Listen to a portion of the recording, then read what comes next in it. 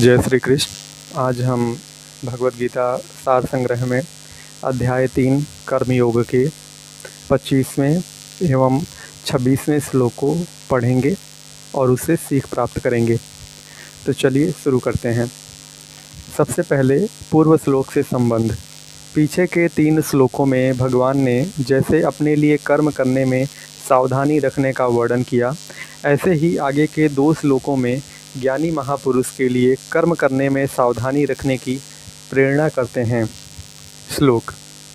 सक्ताः कर्मणि विद्वांसो यथा कुर्वन्ति भारत कुर्याद्वेदांस अस्थशक्तिः कीर्षु लोके संग्रहम्। ये 25वां श्लोक पूर्ण होता है। अब 26वें श्लोक का आरंभ। न बुद्धिभेदम ज्ञानेदज्ञानां कर्म संगीनां जोषयेत सर्वकर्माणि विद्वान् युक्तः समाचरन्। अर्थ।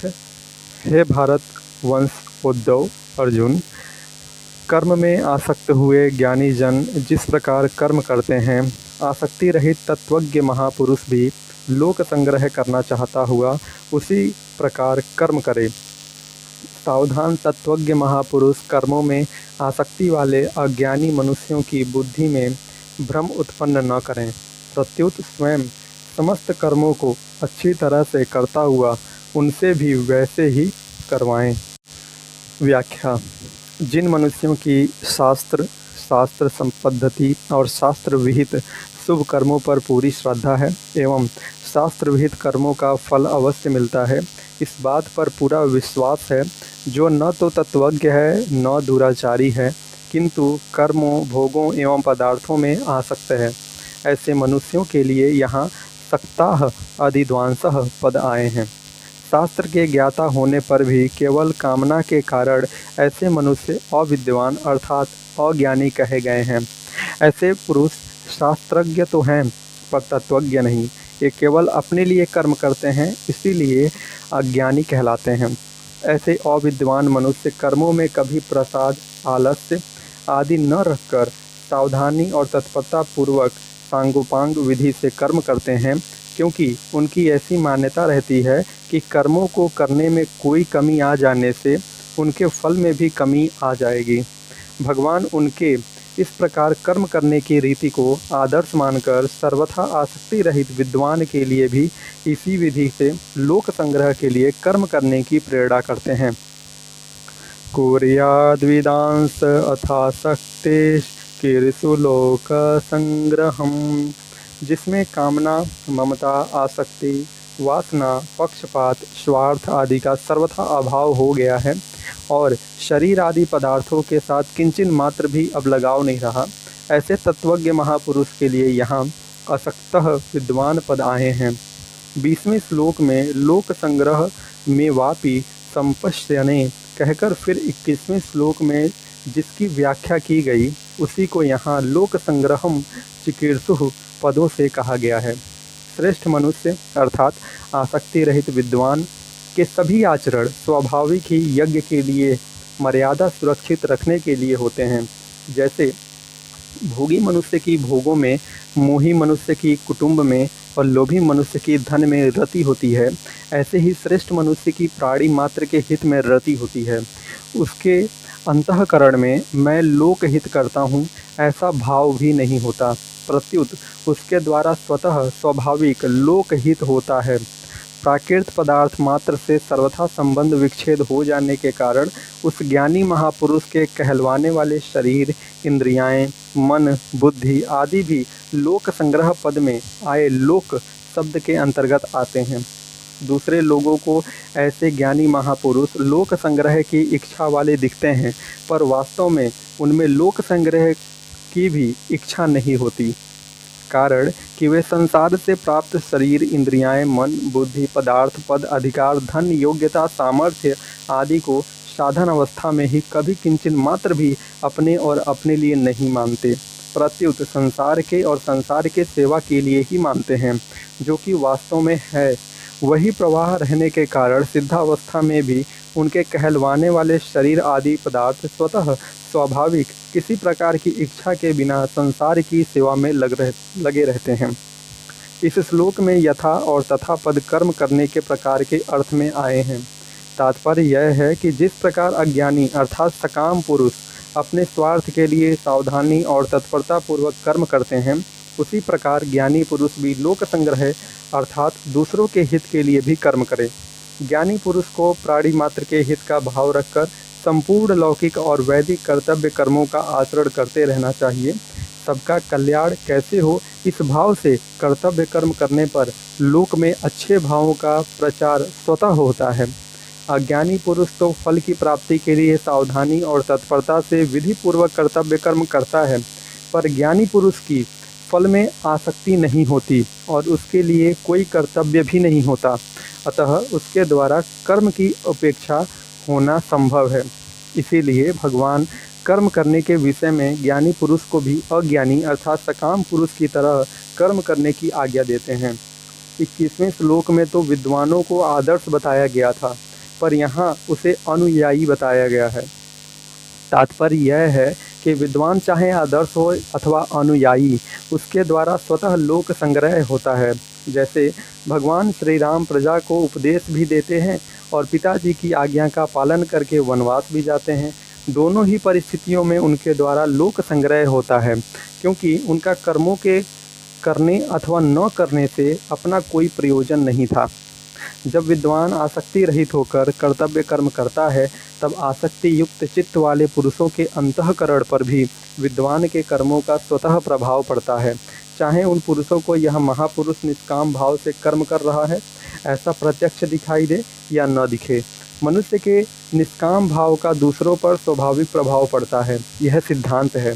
इसीलिए आसक्ति रहित विद्वान के भावों आचरणों का प्रभाव मनुष्यों पर नहीं अपितु पशु पक्षी आदि पर भी पड़ता है। श्लोक संबंधी विशेष बात। मनुष्य जब तक निष्काम भाव पूर्वक विहित कर्म नहीं करता, तब तक उसका जन्म मरण नहीं मिट सकता। वह जब तक अपने लिए कर्म करता है, तब तक वह कृत्य नहीं होता, अर्थात उसका करना समाप्त नहीं होता। कारण कि स्वयं नित्य रहने वाला है और कर्म एवं उसका फल नष्ट होने वाला है। अतः प्रत्येक मनुष्य के लिए स्वार्थ त्याग पूर्वक अर्थात अपने लिए न करके केवल दूसरों के हित के लिए कर्तव्य कर्म करने की बड़ी भारी आवश्यकता है। सांसारिक पदार्थों को मूल्यवान समझने के कारण ही कर्मयोग अर्थात निष्काम भावपूर्वक कर्तव्य कर्म के पालन में कठिनाई प्रतीत होती है।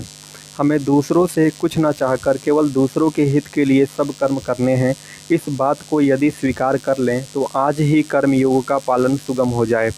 वास्तव में महत्ता पदार्थ की नहीं प्रत्युत आचरण अर्थात उसके उपयोग की होती है। आचरण की महत्ता भी तब है जब अंतःकरण में पदार्थ की महत्ता न हो। कोई भी पदार्थ व्यक्तिगत नहीं है, केवल उपयोग के लिए व्यक्तिगत है। पदार्थ को व्यक्तिगत मानने से ही परहित के लिए उसका त्याग कठिन प्रतीत होता है। कोई भी पदार्थ या क्रिया बंधन कारक नहीं, उसका संबंध ही बंधन कारक है। विद्वान पुरुषों में लोक संग्रह के लिए सब कर्म होते हैं, परंतु ऐसा होते हुए भी उनमें मैं लोक संग्रह कर रहा हूँ यह अभिमान नहीं रहता। कारण यह है कि शरीर, इंद्रियाएं, मन, बुद्धि, विद्या, योग्यता, पद आदि सब संसार के हैं और संसार से मिले हैं। संसार से मिली सामग्री को संसार की सेवा में लगा देना ईमानदारी है।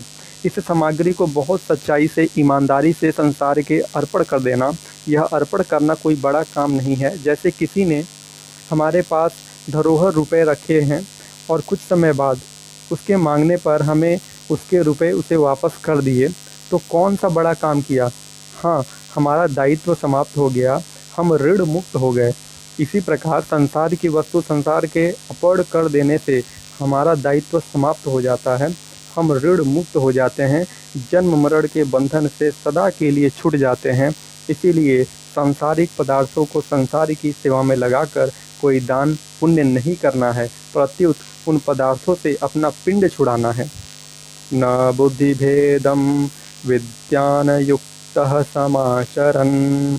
25वें श्लोक में असक्त विद्वान पदों से जिनका वर्णन हुआ है, उसी आसक्त रहित विद्वान को यहाँ युक्तः विद्वान पदों से कहा गया है। जिसके अंतःकरण में स्वतः स्वाभाविक समता है, जिसकी स्थिति निर्विकार है, जिसकी समस्त इंद्रियाएं अच्छी तरह से जीती हुई हैं और जिसके लिए मिट्टी, पत्थर और स्वर्ण समान है, ऐसा तत्वज्ञ महापुरुष ही युक्तः विद्वान कहलाता है। गीता छठे अध्याय का 8वां श्लोक।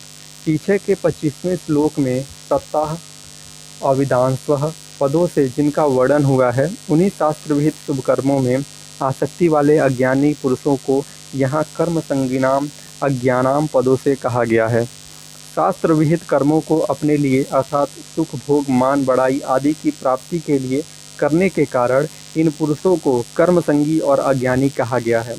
श्रेष्ठ पुरुष पर विशेष जिम्मेवारी है, क्योंकि दूसरे लोग स्वाभाविक ही उसका अनुसरण करते हैं। इसीलिए भगवान उपर्युक्त पदों से विद्वान को आज्ञा देते हैं कि उसे ऐसा कोई आचरण नहीं करना चाहिए और ऐसी कोई बात नहीं करनी चाहिए जिसे अज्ञानी अर्थात कामना युक्त पुरुषों का वर्तमान स्थिति में पतन हो।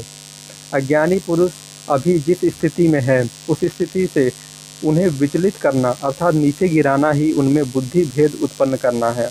अतः विद्वान को सबके हित का भाव रखते हुए अपने वर्णाश्रम धर्म के अनुसार शास्त्र विहित शुभ कर्मों का आचरण करते रहना चाहिए, जिससे दूसरे पुरुषों को भी निष्काम भाव से कर्तव्य कर्म करने की प्रेरणा मिलती रहे।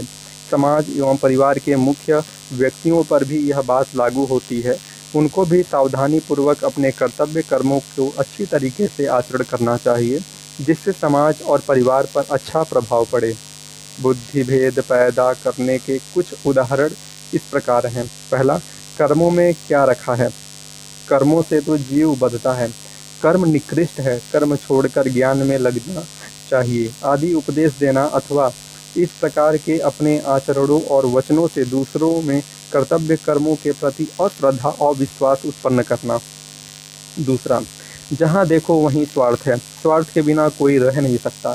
सभी स्वार्थ के लिए कर्म करते हैं। मनुष्य कोई कर्म करे तो फल की इच्छा रहती ही है, फल की इच्छा न रहे तो वह कर्म करेगा ही क्यों आदि उपदेश देना। तीसरा, फल की इच्छा रखकर अपने लिए कर्म करने से फल भोगने के लिए बार बार जन्म लेना पड़ता है आदि उपदेश देना। इस प्रकार के उपदेशों से कामना वाले पुरुषों का कर्म फल पर विश्वास नहीं रहता, फल स्वरूप उनकी फल में आसक्ति तो छूटती ही है, शुभ कर्म जरूर छूट जाते हैं। बंधन का कारण आसक्ति ही है, कर्म नहीं। इस प्रकार लोगों में बुद्धि भेद उत्पन्न न करके तत्वज्ञ पुरुष को चाहिए कि वह अपने वर्ण आश्रम धर्म के अनुसार स्वयं कर्तव्य कर्म करे और दूसरों से भी वैसा ही करवाए। उसे चाहिए कि वह अपने आचरणों और वचनों के द्वारा अज्ञानियों की बुद्धि में भ्रम पैदा न करे, उन्हें वर्तमान स्थिति में क्रमशः ऊंचा उठाने का प्रयत्न करे। जिस शास्त्र विहित शुभ कर्मों को अज्ञानी पुरुष अभी कर रहे हैं, उनकी वह विशेष रूप से प्रशंसा करे और उनके कर्मों में होने वाली त्रुटियों से उन्हें अवगत कराए, जिससे वह उन त्रुटियों को दूर करके सांगोपांग विधि से कर्म करें। इसके साथ ही ज्ञानी पुरुष उन्हें यह उपदेश दे कि यज्ञ, दान, पूजा पाठ आदि शुभ कर्म करना तो बहुत अच्छा है, पर उन कर्मों में फल की इच्छा रखना उचित नहीं, क्योंकि हीरे को कंकड़ पत्थरों के बदले बेचना बुद्धिमता नहीं है। अतः सकाम भाव का त्याग करके शुभ कर्म करने से बहुत जल्दी लाभ होता है। इस प्रकार सकाम भाव से निष्काम भाव की ओर जाना बुद्धि भेद नहीं है, प्रत्युत वास्तविकता है। इसी तरह उपासना के विषय में भी तत्वज्ञ पुरुष को बुद्धि भेद पैदा नहीं करनी चाहिए। जैसे प्रायः लोग कह देते हैं कि नाम जप करते समय भगवान में मन नहीं लगा तो नाम जप करना व्यर्थ है, परंतु तत्वज्ञ पुरुष को ऐसा न कहकर यह उपदेश देना चाहिए कि नाम जप कभी व्यर्थ होता ही नहीं, क्योंकि भगवान के प्रति कुछ न कुछ भाव रहने से ही नाम जप होता है। भाव के बिना नाम जप में प्रवृत्ति है ही नहीं। अतः नाम जप का किसी भी अवस्था में त्याग नहीं करना चाहिए। जो यह कहा गया है कि मनुआ तो चाहूँ दिसी फिरे, यह तो सुमिरन नाही, इसका भी यही अर्थ है कि मन न लगने से यह सुमिरन स्मरण नहीं है, जप तो है ही। हाँ, मन लगाकर ध्यानपूर्वक नाम जप करने से बहुत जल्दी लाभ होता है। कोई भी मनुष्य सर्वथा गुण रहित नहीं होता, उसमें कुछ न कुछ गुण रहते ही हैं। इसीलिए तत्वज्ञ महापुरुष को चाहिए कि अगर किसी व्यक्ति को उसकी उन्नति के लिए कोई शिक्षा देनी हो, कोई बात समझानी हो, तो उस व्यक्ति की निंदा या अपमान न करके उसके गुणों की प्रशंसा करें। गुणों की प्रशंसा करते हुए आदरपूर्वक उसे जो शिक्षा दी जाएगी, उस शिक्षा का उस पर विशेष असर पड़ेगा। समाज और परिवार के मुख्य व्यक्तियों को भी इस रीति से दूसरों को शिक्षा देनी चाहिए। समाचरण और जोश एत पदों से भगवान विद्वान को 2 आज्ञाएं देते हैं। सर्वप्रथम, स्वयं सावधानी पूर्वक शास्त्र विहित कर्तव्य कर्मों को अच्छी तरह से, और दूसरा, कर्मों में आसक्त अज्ञानी पुरुष को भी वैसे ही कर्म करवाए। लोगों को दिखाने के लिए कर्म करना दंभ है, जो पतन करने वाली आसुरी संपत्ति का लक्षण है। गीता 16वें अध्याय का 4था श्लोक। अतः भगवान लोगों को दिखाने के लिए नहीं, प्रत्युत लोक संग्रह के लिए ही कर्तव्य कर्म करने की आज्ञा देते हैं। तत्वज्ञ पुरुष को चाहिए कि कर्म करने से अपना कोई प्रयोजन न रहने पर भी वह समस्त कर्तव्य कर्म को सुचारू रूप से करता रहे, जिससे कर्मों में आसक्त पुरुषों की निष्काम कर्मों के प्रति महत्व बुद्धि जागृत हो और वे भी निष्काम भाव से कर्म करने लगें। तात्पर्य यह है कि उस महापुरुष के आसक्ति रहित आचरणों को देखकर अन्य पुरुष भी वैसा ही आचरण करने की चेष्टा करने लगेंगे। इस प्रकार ज्ञानी पुरुष को चाहिए कि वह कर्मों में आसक्त पुरुषों को आदरपूर्वक समझाकर उनसे निषिद्ध कर्मों का स्वरूप से सर्वथा त्याग करवाए और विहित कर्मों से सकाम भाव का त्याग करने की प्रेरणा करे। परिशिष्ट भाव। तत्वज्ञ महापुरुष और भगवान दोनों में ही कृत्वाभिमान नहीं होता, अतः वे केवल लोक संग्रह के लिए ही कर्तव्य कर्म किया करते हैं, अपने लिए नहीं। साधक को भी अपने लिए कुछ नहीं करना चाहिए, क्योंकि स्वरूप में कृत्व नहीं है। लोगों को उन्मार्ग से हटाकर सन्मार्ग में लगाना लोक संग्रह है। लोक संग्रह का उपाय है शास्त्र के अनुसार ठीक आचरण करना, पर भीतर में साधक यह भाव रखे कि मेरे को अपने लिए कुछ नहीं करना है। वह लोगों में यह न कहे कि मैं अपने लिए कुछ नहीं करता हूँ।